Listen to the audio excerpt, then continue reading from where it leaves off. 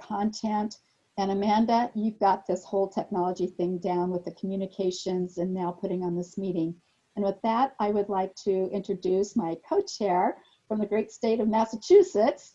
John, please say a few words, if you would, please, and introduce our newest staff member. Well, thank you, Karen. Good afternoon, everyone. John Lebeau from Massachusetts. And, you know, as we heard, I just heard at one of the previous committee meeting, you know, we rolled out of the annual meeting last year, energized. We came into winter policy with our new name, ready to go. And then we had a few bumps in the road. COVID, of course, also, you know, Britt making a transition and then getting Zach on board. But certainly, as you mentioned, Karen, you know, we talk about the local food system in Massachusetts a lot, as I suppose everyone does in their respective states, but that dialogue has advanced itself exponentially. The discussion now about the local food system, the national food system, nutrition issues. So the work of this committee is vital. I don't think anyone contemplated that how that name change was really going to make it even more relevant. Yeah. So I'm very excited about the work of the committee and look forward to today's presentations and the future work. That's great. Do you want to introduce Zach? Oh, of course, I mentioned him. I'll let you do that. And as I mentioned, we have, yeah, and Zach, you got to remind me because I've heard your bio and I don't quite see where the hat fits in. So we have a new policy individual at NASDA for some time now. He came during COVID, and I'd like Zach to introduce himself. Thanks, Commissioner Lebeau. I'll get to the cowboy hat in a second. So first, it's an honor, and it's so great to see everyone. You know, it's wonderful to be here virtually. I just wanted to just give you a little bit of my background. So I was born and raised on a small farm in southern New Jersey. My mom is a first-generation woman farmer. We raised dairy goats and meat goats. And I went to a small private school in eastern Pennsylvania, Delaware Valley College, for ag education. When I graduated, I worked for the Dean of Ag at the time and ran a charitable garden feeding hungry, undernourished people in the community for about a year and a half. From there, I went to the Pennsylvania Department of Agriculture, and I worked for Secretary Gregg, and I ran the PA Preferred Buy Local program in the Bureau of Markets for a year and a half. And then Secretary Redding would come to Pennsylvania and ask me to do the Ag Tourism program, the 4-H FFA and Agricultural and Community Affairs program, which I did that for 2.5 years. And then I went to Penn State Law School, where I graduated in May. And then Dr. Glenn was kind enough to offer me a job after graduation, which I was very happy about. And I just wanted to say very specifically that when I came on board, this was the committee that I asked to be on. They gave me plant and pesticide, and I think we're even. But this is the one that I really wanted to be on. Growing up in a food desert, I was a free lunch student, and my work with the charitable garden really made this an area that I really wanted to be in. So the cowboy hat, John Stetson, everybody knows Stetson hats. It was born in New Jersey. And the first cowboy hat ever made was the Boss of the Plains, which was made in Philadelphia, Pennsylvania, by John Stetson. On my hometown rodeo, Cowtown, is the oldest running rodeo east of the Mississippi. And my mom got me my first hat when I joined FFA. So it's kind of been my thing. So Hollywood makes you think it's a Western thing, but actually it was started in New Jersey. Yeah. So, and I just, before I go back to Secretary Ross, I just want to thank Dr. Glenn, Max for their leadership, Secretary Ross and Natalie, who've been fantastic to me coming on board, Commissioner Lebeau and Ashley, you guys have been great as well. I'm very looking forward to meeting the rest of the NASDA members throughout the year, and I just wanted to say thank you very much. Thanks, Zach. That is a great story, and it's going to be hard to beat that one. I couldn't if I tried. So, a lot of the time in committee meetings past has been spent on the implementation of the Food Safety Modernization Act. But I would have to say, and I'm looking at my good friend and colleague from Arizona, Mark Killian, the last couple of years for leafy greens it's been tough. It's been really tough. And I cannot imagine going through it without the partnerships that we have with our other states, as well as with the Food and Drug Administration, nor could I ever have gone through everything we've gone through in the last decade if it weren't for my division director from Inspection Services, Natalie Kraut-Greenberg. She really should be a doctorate because she just knows so much, and she is a great, great, great leader for this program. Her division does all of our inspection programs for fresh produce. She also has our fertilizer program, the registration for that. She oversees our state organic program. She oversees all of our farmers markets. And every time there's something new at the Department of Food and Agriculture, we give it to one of our best leaders. And so she has our Farm to Fork office, which has our Farm to School program. And she has been terrific. I think Frank Yanis has found a great partner with Natalie. The report that came out earlier from the Food and Drug Administration really put a spotlight on some very vexing issues with regard to adjacent land use, soil amendments and composting, and our farm water. I've been really pleased with how the Leafy Green Marketing Agreement, which has members in Arizona and in California, has responded. Just last week, they actually adopted 50 amendments dealing primarily with the farm water use issues. And just yesterday, Natalie was on a call with the Leafy Green Marketing Agreement and hundreds of retailers to update them on the changes that we've already made and a study that everyone is deeply interested in.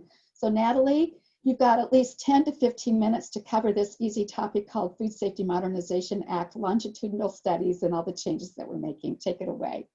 Secretary, thank you so much. Let me try sharing my screen here so we can get the presentation up.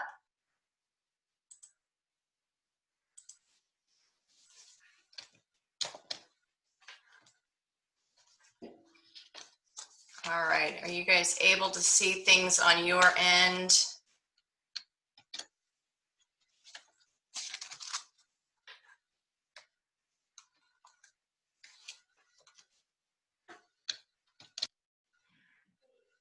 Natalie, we can see it, but you might put it in presentation mode. Oh. Technology, I gotta love this. I did practice this. Let's see here. That looks perfect. Great. Okay, you guys have it on your end. Super. All right, well, thank you so much, Secretary, for that warm introduction. And I must say, I couldn't do this without the support of our Secretary. She has been just a tremendous support to me personally, to my team, and just been that unwavering person there, given the number and the complexities of issues that have come our direction, really when we're focusing around advancing food safety. It's my pleasure to work beside you on many of these topics and getting to work on a topic that I'm really passionate about. So I thank you for that opportunity. Today, I'm going to talk briefly about that work, and it's my intent to share the updates on efforts underway in coordination with FDA, but also the states and industry, and to touch on the opportunities that lie ahead. So partnerships, we talked about partnerships, and it seemed only appropriate to me to start the conversation surrounding food safety with a term we've all grown to recognize. To me, it's not just a term, but when I think about partnerships, I see faces of individuals from our own state, those individuals in other states, individuals we interact with at the federal level, those who are partners at associations, those who are partners in industry and in the science community.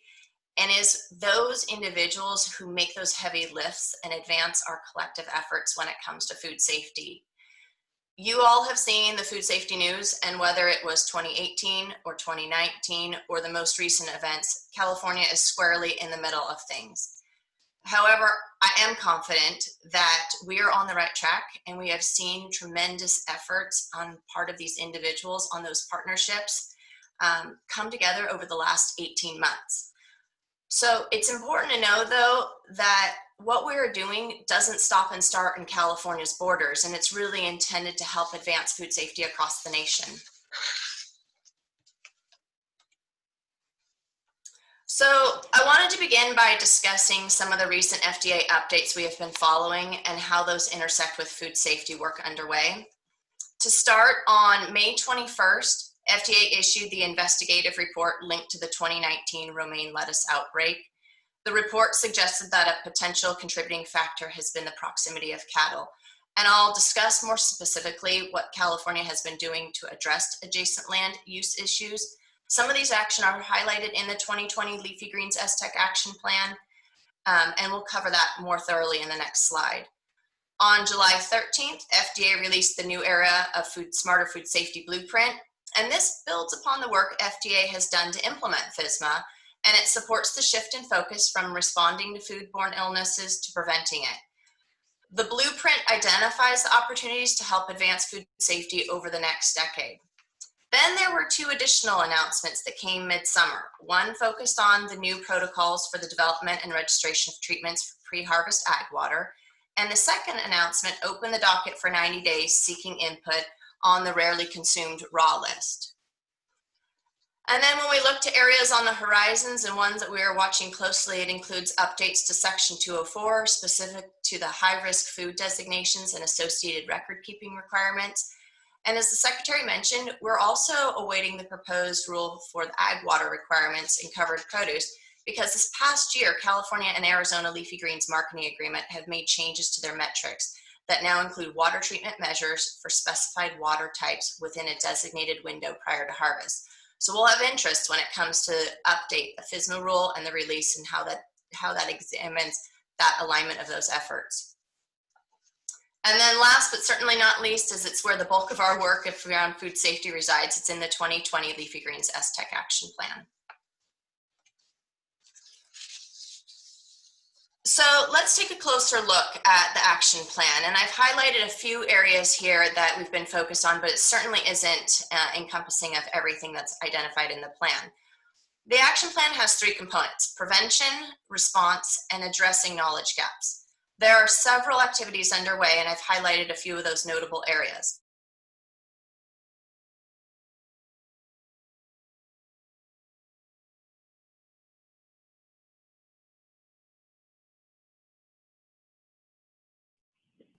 I think we lost Okay. Natalie. Natalie, can you hear us? Yeah, you froze there, Natalie. I was just exclaiming what great broadband we have in California. I'm back. I've got 2 Zoomers in the other room too, so we're on drain mode. So in 2019, between August and November, we conducted 109 LGMA audits. And then in 2020, we're on track to complete 195 audits during that time frame as well. So this is part of our commitment of additional focus on enhanced inspections, auditing, and certification programs. We're also focused on Ag Neighbor Collaboration 2.0, and that's really about taking action items from a list we generated in 2019 with our first Good Ag Neighbor workshop and continuing to put those ideas to work in 2020. On the response front, our FSMA produce field activities have been focused on completing those inspections assignment deemed highest priority by FDA. And we have also been supportive on a state and national level on a pilot traceability project. So one is currently underway, and that's led by Dr. Jennifer McIntyre at United Fresh. So we're excited to see the progress on that front. And then last, there's work being done to address knowledge gaps. Work is underway to continue compost surveillance activities that were started in the fall of 2019 by CDFA. And then the expansion of that effort will be done in partnership with CDFA and our sister state agency, CalRecycle. And then finally, let me talk a little bit about the work that we are doing to conduct a longitudinal study. So this slide represents the whole systems approach, as I like to call it. And in 2018 and in 2019, while supporting FDA on outbreak investigations, it became apparent to us that we needed to take a deeper dive into the interconnectedness of all things within the food safety system. I'm not talking about what we do on a day-to-day basis. You know, there's a lot of good work that already is happening and a lot of work that through LGMA and other entities, this is already being examined. But I'm speaking about the importance of dissecting the interconnectedness of the systems and then layer on our knowledge of food safety and then ask ourselves, where could things possibly go wrong, or where do we have the right scientific data, or where are we missing scientific data to manage and mitigate those situations? So it's important to consider policy changes in some of these cases as well. And our system is evolving right before our eyes, and what worked yesterday may need to be reevaluated in today's world. So that's something that we have been looking at closely, and I know our partners at the Leafy Greens Marketing Agreement have also been considering. So while it's been important to rely on the science, it's just as important as relying on what we know is there and what we also know is missing. And so that data then can help inform future decisions. It was clear to us, given the outbreaks in 2018 and 2019, additional information about the temporal changes in the environment was critical. So this past summer, we initiated a longitudinal study in California, following the model that has been done on the Delmarva Peninsula and the one that's underway in Yuma, Arizona as well. The longitudinal study is a partnership between federal government, state, academia, and industry, and we are working with a diverse group of industry stakeholders, including leafy greens growers, cattle ranchers, viticulture, and compost industries. And the work offers really an adaptive research strategy, and will perform research on a large geographic area to better understand underlying causes of contamination in the production environment. So what do we get in return, you might ask? Well, the data will help provide a scientific basis for recommendations and create findings that develop practical and preventive controls in the future. So I go back to the beginning where I talked about partnerships. Each of our states, the federal government, and the industry are playing an important role when it comes to the work we're doing around food safety. And through these partnerships, we continue to lift each other up. We're getting better and we're advancing together in so many different ways.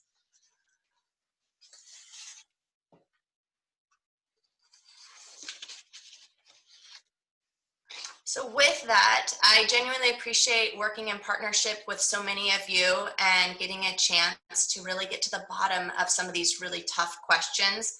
The learnings will help shape the future of food safety for all of us into the next decade.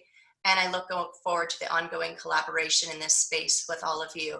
I'm happy to take any questions, and then here's my contact information as well. So please feel free to reach out to me directly. Thank you so much.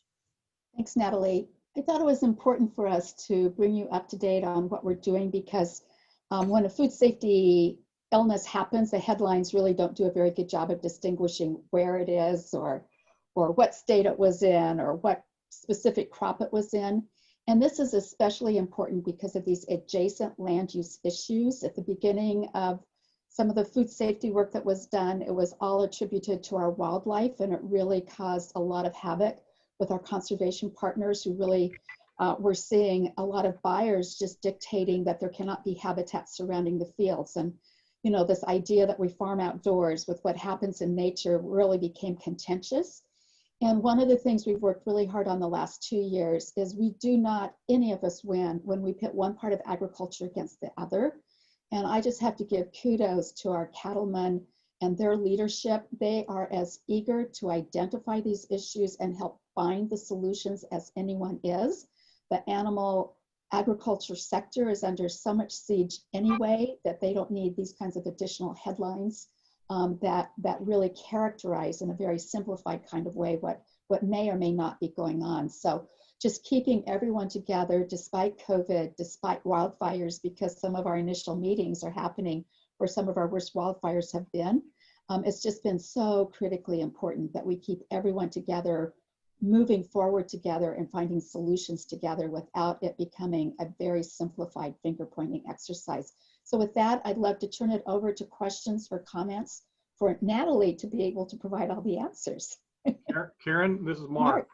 Yeah. You know, there's a couple of things folks need to be aware of. And one of the challenges that we faced coming out of that 2018 debacle was the amount of time it took FDA to get on site and do some of the testing. And as a result of that and the learning from that, we've created a great partnership with FDA, and we're meeting with FDA and our producers constantly to try and figure out how we work together to solve these problems, and whether we can get labs certified in our state to do a lot of those tests, which would be helpful, getting our department employees certified by FDA so that they can go in and do the investigations without having to worry about people coming from other states that may not be familiar with our environment and our farming practices. And they've been really good at helping us with that.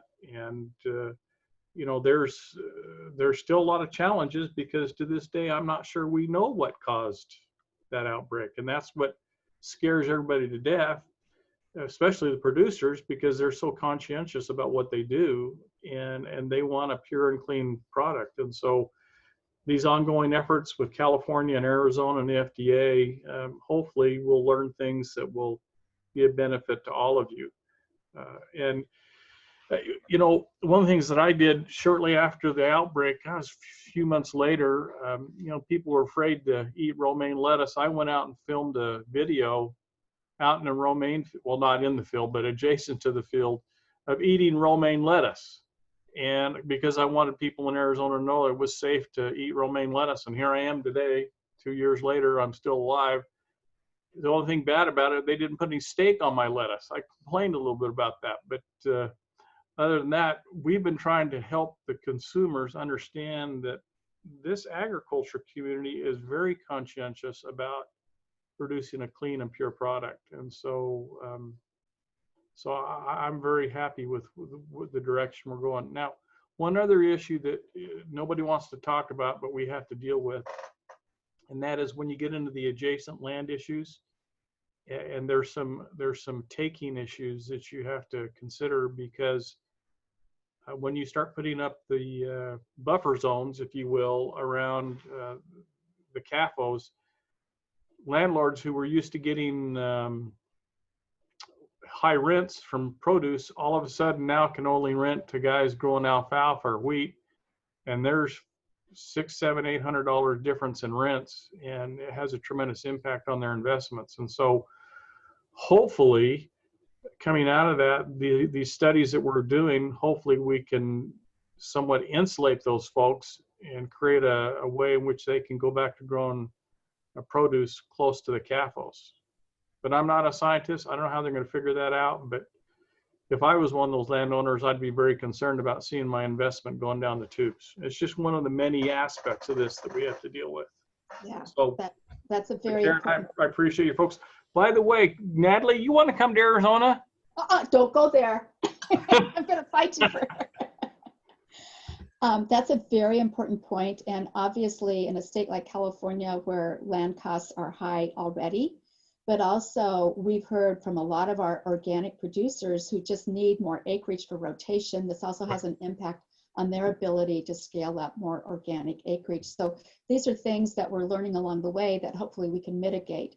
So the sooner we can do this kind of a study, scientifically sound, the better off it will be for everyone. Were there other questions or comments? I'm looking at our friend Joe from the Carolinas, who's been like the champion and helping us all through with FDA. Joe, how are you? It's good to see you, Secretary, and everybody on the call. I think you and Natalie have done a great job today, and so I don't know that I have anything to add, but glad to be on the call, and great job, Natalie. Richard, New York, you've got any comments to make? You've led this effort for so long. Well, thank you. It's great to see you all, at least virtually.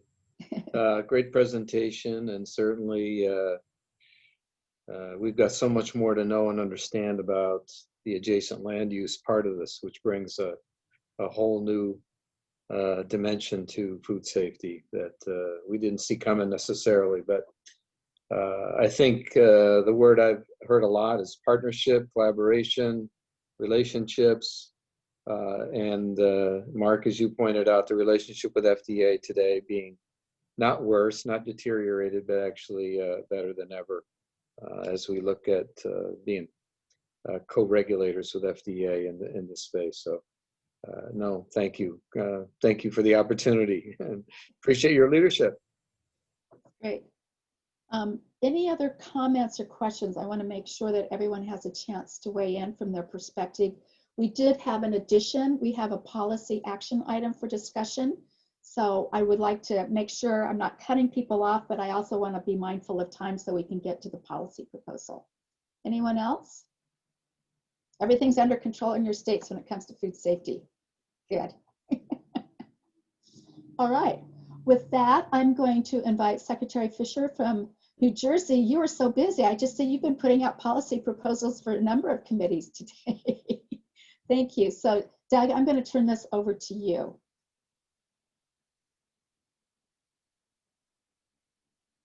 I thought I saw Doug. He's muted. Secretary Fisher, you're muted. Okay. Okay, how about now? Yes, good. Okay, Thank so you. Commissioner, it's so great to see you, and the committee's done a phenomenal job. The NASDA staff has been remarkable. It's really great. And I'm sure each one of us has a comment for everyone here in this room to talk to each other, but we don't have time. One last thing, Zach has just joined. I want to thank Barb for bringing Zach on. As he said, a South Jersey guy. It's great to have you, Zach, and you've been doing a great job. So in true Jersey fashion, I'll tell you what I want to talk about real quick. It's about specialty crops and the fact, as you see this amendment, which it talks about consumer produce crops, which I'm going to amend right now. I really realize that specialty crops is includes not only produce, but includes nursery and horticulture. So right off the bat, the term is wrong. But I don't think that Congress actually understands in many regions, they don't understand that specialty crop is everything pretty much you grow, whether it's Idaho potatoes or Oregon nursery or Washington cherries or New Jersey blueberries, Texas citrus, Florida citrus, California citrus. We all get the point, right? We all know it, but it doesn't always get the cachet of when people think that it's more of an exotic or marginal interest crop, when it's actually pretty much everything we have. So what I'm asking for really is three things.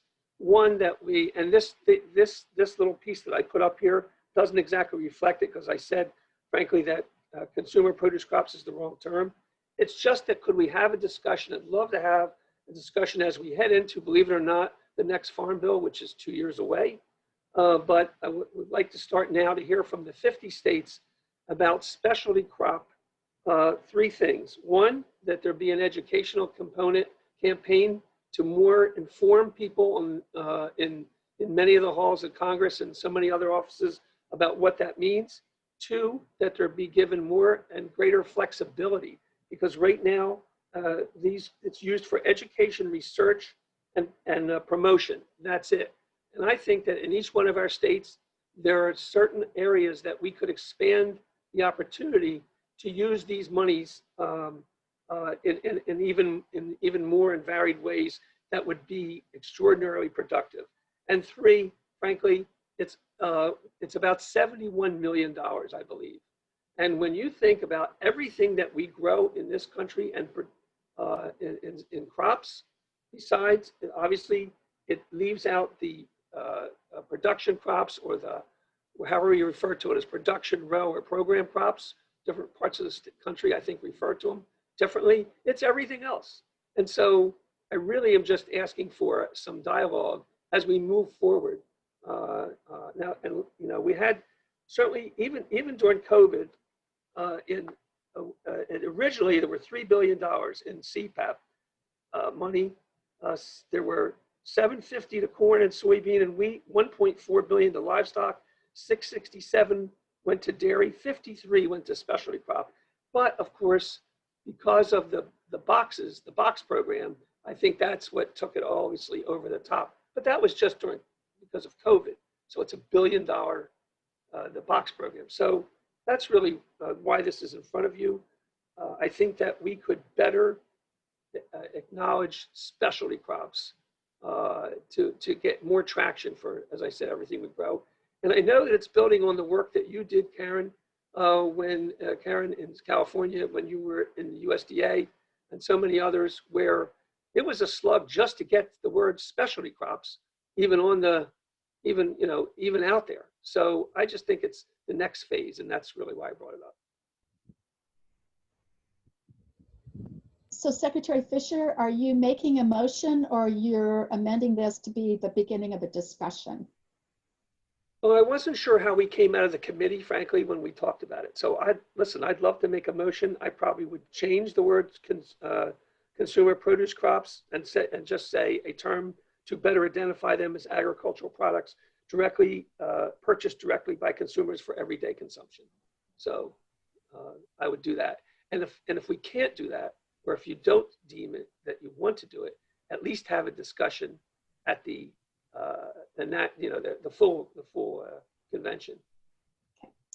So I know at WASDA we had a good discussion about this at our meeting on Monday, and this was going to be an informational item, but it's even more important now. Staff has proposed that our all directors conference call on September 9th be dedicated to the beginning of a discussion about specialty crops, because we agree it's very timely for preparing for the Farm Bill. I think we need to understand how much money we started with, how it's grown or hasn't, but also to understand the value of specialty crops, how that has grown, and especially how, with more farmers looking to diversify their farm plans with adding specialty crops, I think those will be very important data points for us to have in the discussion, and to make sure that we have this discussion in a very inclusive way, that it's not about trying to take money away from one part of the pot of the Farm Bill, but it's very inclusive. So I do want people to know that on September 9th, that's going to be the kickoff of the discussion that I think is an important one to have. And so I want to thank you for that, Secretary. Sorry, I forget my colleagues' titles. So Zach, did you have something you wanted to add about procedure here? Again, I just want to make sure that I'm clear, because Secretary Fisher, and please correct me if I'm wrong, what I heard was that you wanted to amend your action item to include 3 things. I have, and I will share my screen here. One second. Sorry, I'm trying to make sure I do my part. All right, everybody see my screen? Yep. 1, NASDA supports engaging the Hill to educate Congress on the expansive impacts of specialty crops. 2, and we can go through this, but I just want to make sure. 2, NASDA supports engaging federal policymakers on increased flexibility for specialty crop block grants to be used by the states. That maybe I have to fix that. I'm sorry. Yeah, I just need to say used by the states. And then 3, NASDA supports increasing specialty crop funding in the next Farm Bill. So that was what I heard. If I'm wrong. So leaving in that NASDA supports renaming specialty crops as consumer produce crops? No, that would, I guess, yeah, this is. We'll take that out. Okay, thank you. All right, so we have a motion on the floor. I second. David Alaska, seconds. Okay, thanks, David. Appreciate that. So further discussion, please. Aaron, this is Mark. With COVID-19, and we talked about this on Monday, and the pressure it's put on agriculture, monolithic farming is going away, in my opinion. And for farmers to survive today, and ranchers, they're going to have to diversify. So whatever we can do to help the advancement of specialty crops, I'm for that. And I think this is a great step, and I think it may be a salvation for a lot of farmers out there in the future. Thank you. Appreciate those comments. Others, please. Ken Ayers from Rhode Island. I think that pulling the definition out removes one concern that I have. In Rhode Island and in many northeastern states, many of our specialty crop industry is non-edibles, nursery and sod and things like that. So I just want to make sure we're not tying it completely to consumer products that can be eaten by people. We have to recognize the industry is much bigger than edibles. Thank you. So consumer products, that's why we change it to consumer products. We would, because that's nursery. It's still ultimately it's the consumer. Ken? So I want to make sure we get other comments on here. And there is a history in several farm bills now of the definition of specialty crops. So we just have to understand what that hurdle would be. Are there other comments, please? Yeah, this is Commissioner Freed from Florida. I agree with the taking out of the original part and renaming. I think that could continue to cause additional confusion. And certainly I'm not a marketing expert, but would want to touch base with marketing if that even had, granted the success that you wanted in there. So I agree with these 3 new components of it, especially here in Florida. We have a majority of our crops are specialty crops. And so wanted to make sure that the industry, as we're talking about transparency, that the industry is actually have an opportunity to weigh in to make sure that we are doing everything that's in the best interest of our specialty crop growers. Thank you. Others? Hey, Karen. Yeah, this is Jeff. New Mexico. You know, I think the definition is going to be key in trying to figure out what it was. Because, you know, in the beginning, it was California, Arizona, Florida, Texas, and New Mexico. We had that little INFACT group. Yeah. The Congress way back in the day. And we spent a lot of time trying to talk about the need for programs for these things other than corn, soybeans, wheat, cotton, peanuts. And that was really the birth of this specialty crop program. I can tell you the staffers, even the staffers on the Hill, just pull their hair out over what is a specialty crop and how to write program language for the hundreds of different things that we're growing across this country these days. It was easy in the old days with the Farm Bill where you only had, you know, those 5 commodities and that was it. Now you've got 100. So I think taking out the produce thing is good because, you know, we've got nuts and everything else that are going to be involved. It's going to take a lot of work, and I think NASDA can really serve a great purpose in the next Farm Bill of trying to compartmentalize what these crops are so that we can help drive policy in an effective way. Great. Thank you, Jeff. Appreciate those comments. Yes, I'm old enough. I remember those very first days of trying to come up with a definition. I've been around way too long. Others?